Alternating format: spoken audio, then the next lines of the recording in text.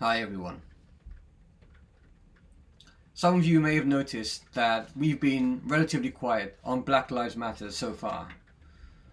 And that's because we didn't want to put out a superficial response just for the sake of having a response or being visible.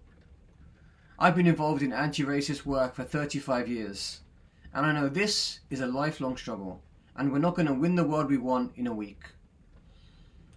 When I was a child growing up in the 1980s, I was called the P word and punched in the face. My parents' shop window was smashed in by racist thugs. When I was out shopping with my mum, we were spat at and told to go back home.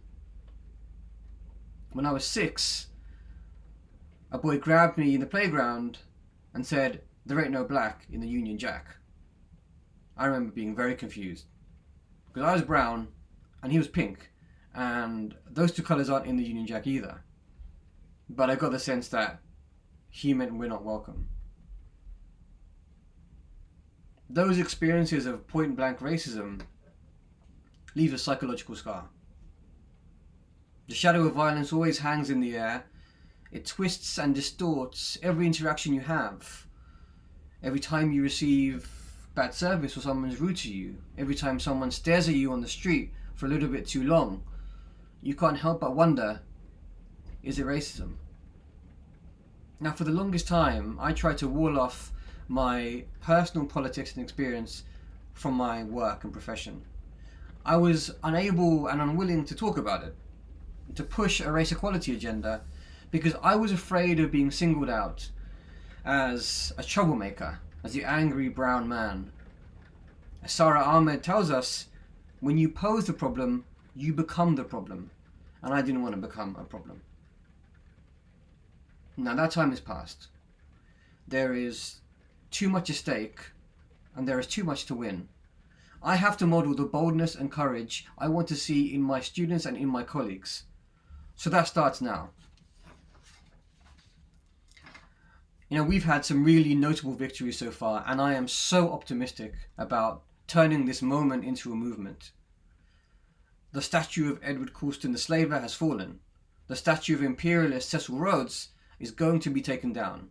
Millions have been donated to anti-racist causes. Lloyds of London and Greene King will make reparations for profiteering from slavery. There will be a review into systemic racism and racial disparities. There is a long way to go, and we have to ensure that these symbolic victories are not the stopping point, but the turning point. We each have a role to play, and there are multiple pathways to systems change.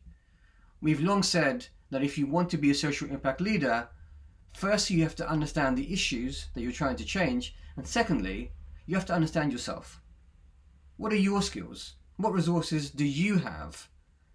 What's the maximum U-shaped impact you can make to bring about the anti-racist world we want? Not all of us should be protesters, and at some point that has to give way to something else. But we can be politicians. We can be writers, artists, policymakers, innovators, entrepreneurs, scientists.